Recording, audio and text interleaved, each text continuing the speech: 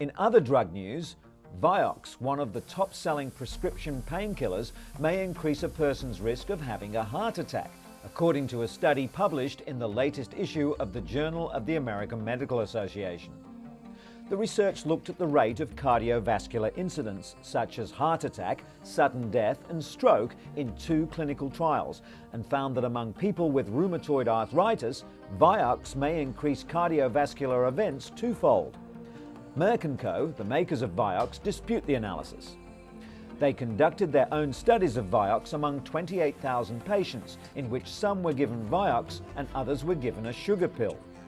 The drug, which is advertised as providing 24-hour relief to osteoarthritis sufferers, is widely used internationally and is currently being tested to see if it can prevent Alzheimer's disease in people with dementia. And the drug that's taken the world by storm. Young people everywhere have been swept off their feet by ecstasy. Once considered a harmless drug only taken by teens dancing the night away at raves and nightclubs, researchers now say they're sure ecstasy can cause brain damage and long-term memory loss. According to Dr. Alan Lechner of the National Institute on Drug Abuse, ecstasy use has spread to rural communities throughout the US and is not just a club drug anymore. Stamped with different markings like the yin and yang symbol and the Statue of Liberty, the pills are pouring into the US from Europe. In 2001 alone, United States customs agents seized over 9 million tablets and expect that number to rise sharply by 2002. As nightclubs pump out the music and kids come to dance, authorities around the world hope that ecstasy is just a passing fad, not an epidemic.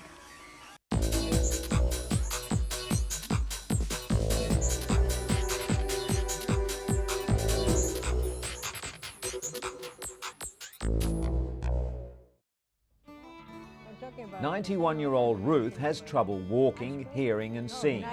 But with the help of 81-year-old Stella de Jauregui, the frail senior is able to get around safely. Stella is a volunteer for the Senior Companion Program in San Francisco. And like Stella, Fanny Putman volunteers her time to help others too. She heard about the foster grandparent program from a friend. Senior volunteers are obligated to work 20 hours per week, but they earn a tax-free stipend of $2.50 an hour. Inez, who's housebound, receives visits twice a week from Dorothy. While Dorothy does some practical things for Inez, mostly they provide one another with friendship. For these aging volunteers, work helps keep them feeling young, active and healthy. But when it comes to working well into the twilight years, one old boy takes the cake. He's 95-year-old Ramaswamy Lakshmanan, and his ability to carry on with his medical profession for the last 11 decades has earned him a place in the Guinness Book of World Records.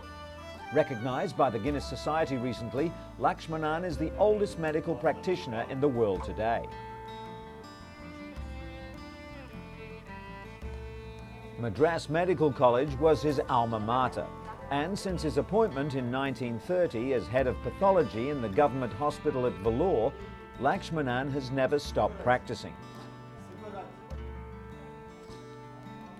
In many instances, he's even seen 4 or 5 generations of the same families, after delivering many of them to begin with. Dr. Lakshmanan's consultancy fee can at best be described as meagre, 2 cents for an adult patient and just 1 cent for children.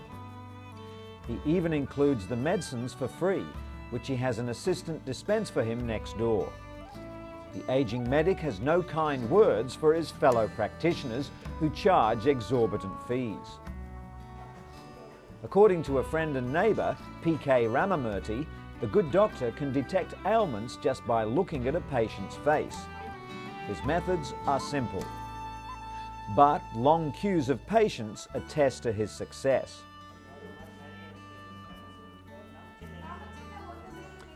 On average, he sees 60 people each day.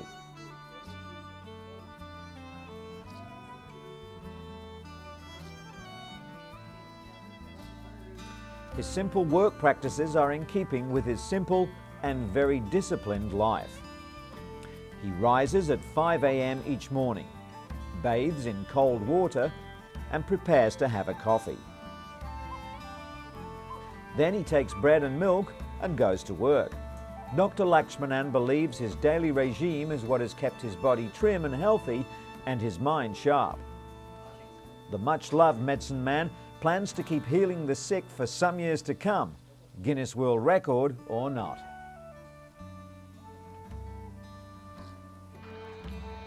Your skin sags a little, your memory isn't what it was, and your body seems to have a mind of its own.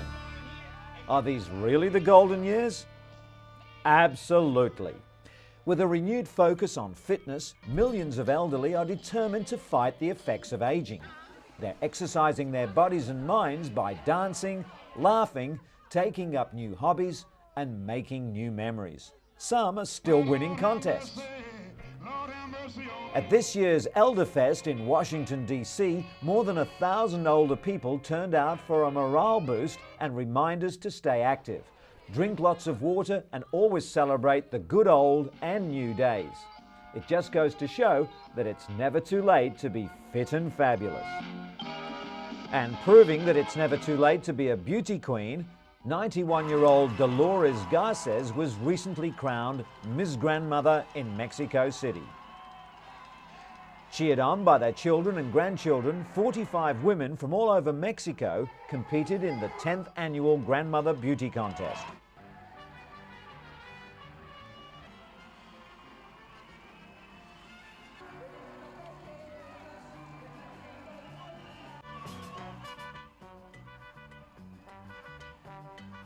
While there was no bathing suit competition, contestants strutted their stuff in glamorous evening gowns and traditional Mexican dresses. Contestants were even quizzed on current events. Pageant organisers have received positive feedback from senior citizens who love the show. In addition to the crown, Garces will receive various beauty products and trips to popular Mexican tourist towns.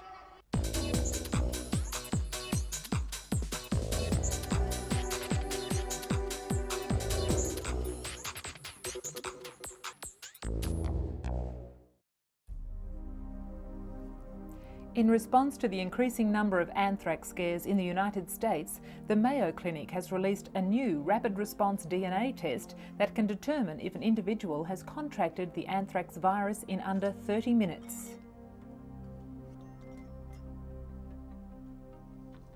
Until now, tests have taken several days to identify the presence of anthrax. The test takes about 1 minute to prepare, and the Mayo Clinic claims results are accurate, even if there is a low level of bacteria present. Roche Diagnostics has distributed testing kits to 24 selected laboratories throughout the US at no cost. The test has not yet been approved by the US Food and Drug Administration, and it is not clear when or even if it will be in the near future. Another response to America's anthrax scare is a $25 home test kit. Pure Test claims to detect anthrax spores in the air, water and on surfaces. Some are warning such kits will only heighten already jittery nerves, while others argue they could help reduce unnecessary calls to overloaded police and physicians. Despite alarming scenes like these, the government continues to appeal for calm, but it's a message that's ringing hollow in cyberspace. Internet pharmacies are swamped with Cipro orders, the powerful anthrax antibiotic. Unnecessary use of Cipro can actually cause more harm than good by building up resistant bacteria.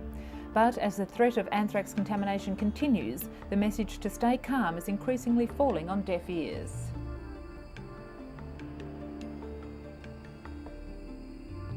As more people are being treated with the now famous antibiotic, stockpiling and misuse of the drug is becoming a major concern.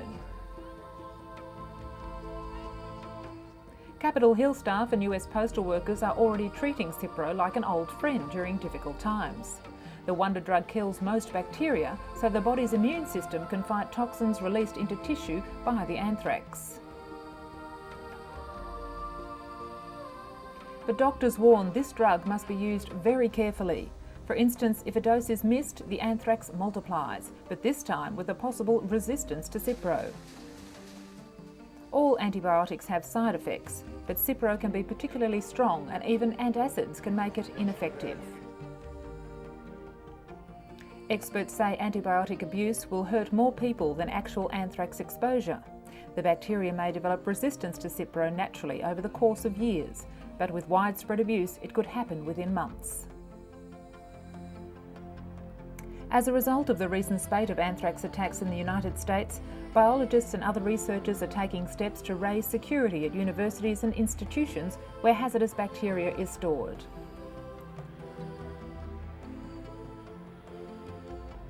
They, more than most, would understand the dangers the viruses pose.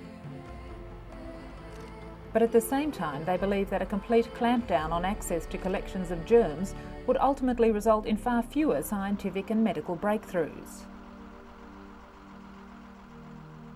Many universities instituted several immediate measures, such as obscuring information on data they possess on dangerous organisms, especially since discovering that the anthrax virus was most likely stolen from a research laboratory or institute. Meanwhile, the United States remains on a heightened state of alert, aware that the nation may be subjected to reprisal attacks following the relentless waves of airstrikes the military has rained down on Afghanistan. So far, at least 15 people have tested positive for anthrax and several have died. Thousands more have been treated preventatively with Cipro in an effort to stem possible development of the disease. The search for better alternatives to Cipro are underway as well, with some researchers claiming they've done away with common side effects such as nausea, diarrhoea and rashes.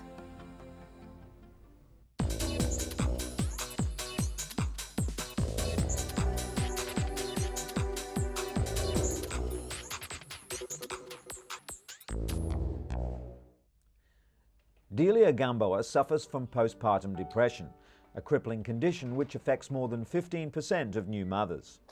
Like many women, she initially refused to be treated, concerned that medication could be passed on to her child through breast milk. It was a decision which proved disabling. But now there's hope for many women like Delia, with new research suggesting mothers can safely take psychiatric medication. Dr. Vivian Burt, director for the Women's Life Center at UCLA, assessed more than 95 studies spanning 5 decades and believes the findings are conclusive. Healthy babies won't suffer adversely to medication via breast milk. In the majority of cases, the benefits of taking antidepressants greatly outweigh the risks. Delia Gamboa is proof of this, now finally able to enjoy a healthy, happy relationship with her 2 sons. Pacifiers have been used by mothers to calm fussy babies for almost 3,000 years. But mums and doctors have become concerned that pacifier use may result in premature weaning of breastfeeding infants. A new study published in the latest issue of the Journal of the American Medical Association shows that babies are no more likely to stop breastfeeding within the first 3 months of life, whether the mother uses a pacifier or not. The problem unfolds when an infant cries and mothers think they don't have enough milk, so they use a pacifier to soothe their crying infant. Instead, doctors suggest breastfeeding more often to increase the milk supply. The study recommends several alternatives to using pacifiers, including carrying and rocking. Whenever mothers meet, there's always one hot topic of conversation: how their newborns and toddlers are sleeping.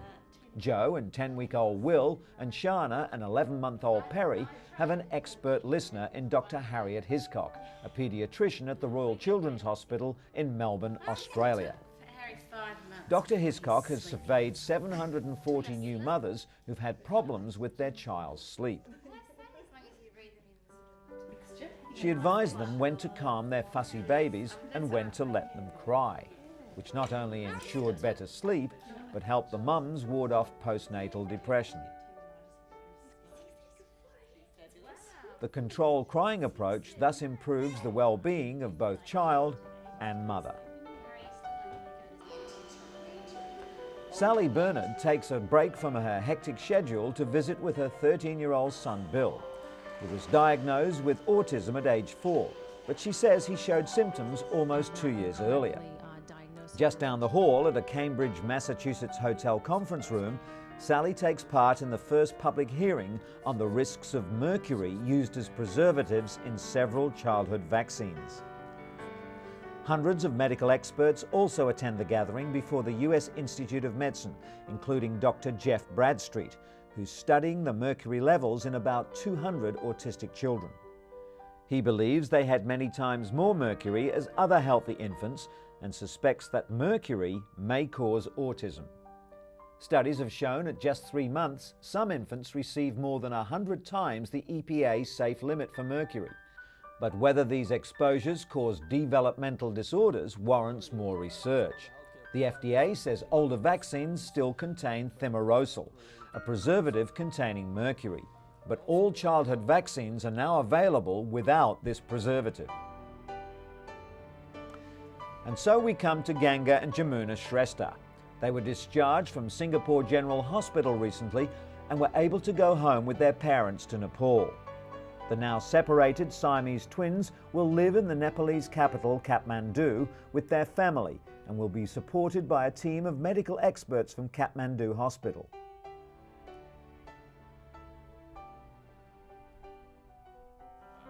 The surgeon who conducted the 100-hour operation to separate the twins told a news conference that the girls were ready to go home to rest, grow and develop.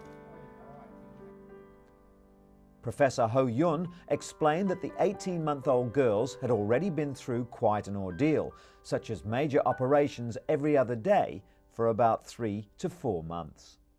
Naturally, their parents, Father Bushra and Mother Sandhya, were delighted to be going home with the whole family, but they'll return to Singapore next year for skull reconstruction surgery. The babies, who were kept on ventilators in a drug-induced sleep for days after the surgery, have not suffered any major strokes, brain swelling or brain infections. Doctors said Jamuna, the stronger of the two, now tries to roll over and is learning to sit. Though slightly heavier at 8.2 kilograms, Ganga has yet to catch up with her sister's development. The costly operation, which utilised 3D computer imaging of the girls' skulls, was paid for by a pool of public donations that poured in to cover all costs, while doctors offered their services for free.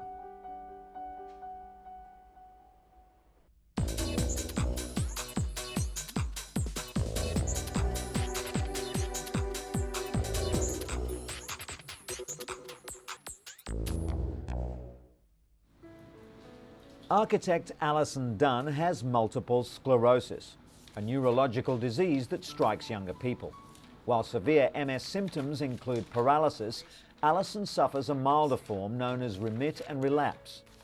Under current guidelines, doctors could only diagnose her after the second attack, but now there are new international guidelines being launched to diagnose the illness in far less time. MRI scans will now be done as soon as a person suffers their first attack. The brain images are so advanced that they can quickly expose the MS lesions before nerve damage becomes more pronounced. It's not clear whether earlier detection and drug intervention would have helped Alison, but at the very least, it would have given her peace of mind to know precisely what was wrong.